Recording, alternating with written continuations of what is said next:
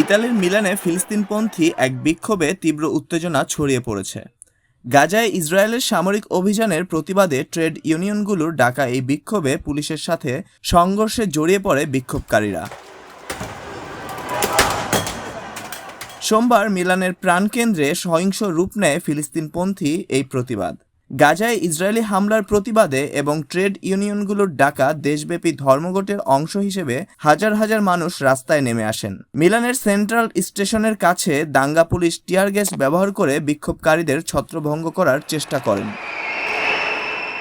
শুধু মিলান নয়, ইতালির অন্যান্য শহরেও বিক্ষোভ ছড়িয়ে পড়ে। দক্ষিণের শহর নেপলসে বিক্ষোভকারীরা রেল স্টেশনে ঢুকে পড়ে, যার ফলে ট্রেন চলাচল ব্যাহত হয়। অন্যদিকে বোলোগনা শহরের কাছে বিক্ষোভকারীরা একটি মহাসড়ক অবরোধের চেষ্টা করলে পুলিশের সাথে তাদের সংঘর্ষ হয়। দিনভর এই বিক্ষোভ এবং ধর্মঘটের কারণে পুরো ইতালির জনজীবনে প্রভাব পড়েছে। অনেক স্কুল বন্ধ ছিল এবং গণপরিবহনেও ব্যাপক বিঘ্ন ঘটে। ধর্মঘটকারী ইউনিয়নগুলো ইসরায়েলের সঙ্গে সব ধরনের সম্পর্ক ছিন্ন করার এবং ইতালীয় ও ইউরোপীয় সরকারকে ইসরায়েলের উপর নিষেধাজ্ঞা আরোপের আহ্বান জানিয়েছে।